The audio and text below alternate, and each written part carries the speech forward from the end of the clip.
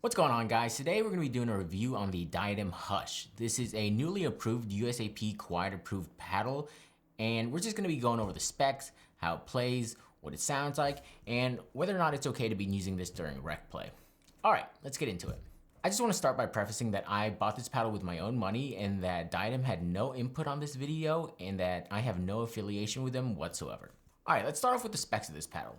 The Hush is an edgeless elongated shaped paddle that measures in at 16.5 inches long and 7.22 inches wide. That makes this a slightly slimmer elongated shaped paddle, and I'll get into how that affects gameplay later on in the video. It has an 18mm core with a handle length of 5.6 inches, giving you plenty of room for two-handed backhands, and it has a 4.125 grip circumference. This is a little thinner than I like, but I'll show you how I fix that later on when I show you how I mod this paddle to my liking. My paddle that I received came in at a static weight of 8.12 ounces with a swing weight of 119 and a twist weight of 4.91. The face material is what they're calling ETPU. This is the same material that is used in the Adidas Ultra Boost.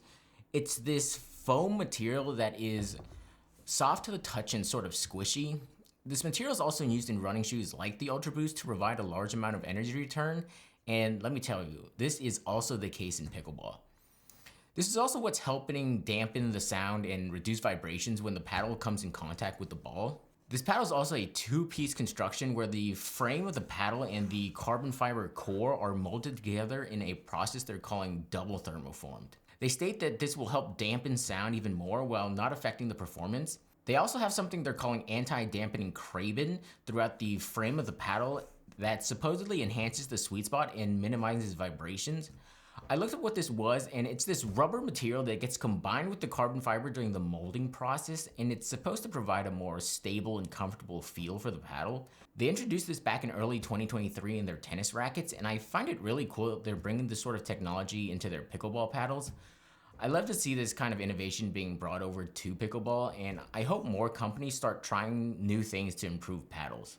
You're probably wondering what kind of spin this paddle gets, and I don't have a way of accurately recording RPMs just yet, but according to John Q's database, this paddle is generating anywhere between 2,700 and 2,800 RPMs. And if you don't know anything about paddles, the average paddle nowadays has a spin rate of about 2,000 RPMs. This makes the Hush the spinniest paddle out on the market right now. This ETPU material just grabs onto the holes of the pickleball and generate an insane amount of spin. But I can't talk about the durability of the ETPU face because I've only used this paddle for about 20 hours, but I can't tell a degradation in spin just yet. But it seems like with a material this soft, after more play, I wouldn't be surprised if the constant contact with the ball would start ripping chunks out of the face. This paddle also comes in at $189.95, and I don't have a discount code with them, so just use someone else's code and you can probably save 10%, making it $171, which is still on the pricier side, but for a paddle this unique, I think the price is actually justified. So they're stating that this paddle is 40% quieter than the average pickleball paddle, but why would you want to use a quiet paddle? Well, some neighborhoods in certain courts only allow the use of quiet paddles because there have been an increasing amount of complaints when it comes to standard paddles being too loud and disturbing the surroundings of the courts. I personally don't mind the sound that comes from pickleball, but I can understand from other people's point of view that if you're not playing pickleball and you're just trying to relax at home and listening to the constant sound of balls being smacked, you get really annoying really quickly. But how does this affect you on the courts? Well, believe it or not, I find that the sound when the ball is hit actually makes a huge difference when it comes to reacting to the ball being hit at you. I first realized this when the Gearbox Pro Series came out, and it was just harder to react to the ball flying at you when you don't get that sort of sound cue that it was hit, and it becomes more of an issue when the ball is flying at you at such a fast pace. So how does this paddle play? Well, I can confidently say that this is the poppiest, most powerful, and spinny paddle that I've ever used.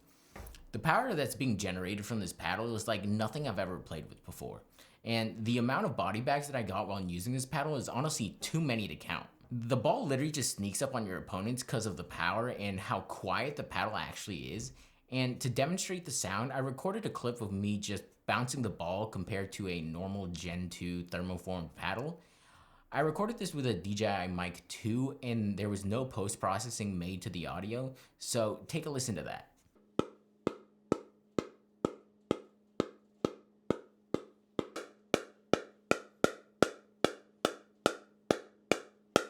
So you can definitely tell that it is a lot quieter than a normal paddle. But let's get back to the power. With all the power, it is definitely gonna come with some drawbacks. It's quite hard to control this paddle due to how much pop it has, and you'll be experiencing quite a few pop-ups if you don't know how to take some sort of pace off the ball. Also, sometimes without even swinging the paddle and you're just blocking a fast ball, it just flies off the face and out of the court. This paddle has a ton of spin for a reason, and if you don't generate enough topspin, most of your shots are actually just going to be going out. But if you can generate that topspin, this paddle makes the ball dip like crazy. Your opponents may think they have their paddle in the right position to hit the ball back, but at the last second, this thing's going to just dip and they're just going to be left there confused. And if you are someone who likes to add a bunch of crazy spin to your shots, you are going to love this thing. I also found that this paddle was quite unstable due to it being thinner in width, and it would just twist in my hand in off-center hits, leading to the ball just flying everywhere. So with this paddle, there were a couple of issues that I had to address before getting it to a spec that I enjoyed. And the first thing was the stability of this paddle was something that I struggled with due to it being super low in twist weight. And in order to increase the twist weight, I added 4 inches of 1 gram per inch lead tape on the 4 and 8 o'clock positions of the paddle, and I covered it up with electrical tape. This brought the twist weight from 4.91 to 5.67, and this helped quite a bit with the paddle twisting in my hand. And next, I felt like the balance point of this paddle was a little high due to it being an elongated paddle with just more mass in the head. And there isn't a slice cap that's compatible with this paddle just yet, so I actually added 3.5 inches of 1 gram per inch lead tape to the left and right side of the handle where my hand would be. I don't like playing with a thinner handle, so I added a Hexacore grip to the handle, which helps thicken it up a little. This is just a silicone sleeve with these hexagonal grooves that go over the bare handle, and it just helps with hand placement and overall comfort.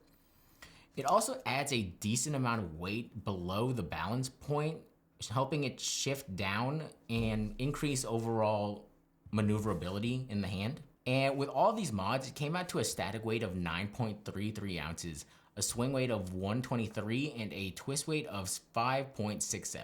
So who's this paddle for? Well, I don't think you should be going out and grabbing this paddle unless you are in need of a quiet paddle due to restrictions where you play. And if you are, I think this would probably be the best quiet paddle on the market right now. It has incredible pop from the kitchen line, amazing power from the baseline, and spin that would honestly make you seem like a magician. This paddle is also quite forgiving despite how low the twist weight is. And I think that's due to the ETP foam providing so much energy return, and it actually makes the sweet spot of this paddle feel rather large. Also, if you are someone who can't generate a lot of power yourself, maybe you're just a little older or just weaker in general, I think this could really add a little pace to your shots and help even out the playing field. But if you don't need a quiet paddle and can generate power on your own, I think this is a fun paddle to play around with friends, and you can catch them lacking and get a couple body bags and have a good laugh. But with all that power, it makes this paddle quite dangerous. With one bad speed up to the face, it could actually do some real damage, and so please be careful when using this thing and maybe advise your opponents to wear some eye protection. But if you want to buy a new paddle to main, this is probably not the one for you because it's not USAP approved, so you won't be able to use this paddle in most tournaments. Also, you might just get people who won't want to play against this paddle because of how much of an unfair advantage that it gives you. And if you are looking for a power paddle, check out my other review on the Yola Mod TA15, as I think that is probably the best power paddle on the market right now. So to close things out, I think this paddle is really cool in that it has best-in-class pop, power, and spin, but unless you need a quiet paddle or later down the line it does get USAP approved, I think you're better off looking elsewhere. And so if you enjoyed this review and found it helpful in any way, please remember to like and subscribe as it really helps out this channel. And also comment down below if you have played with or against this paddle and let me know what you think about it. But other than that, I will catch you guys in the next video.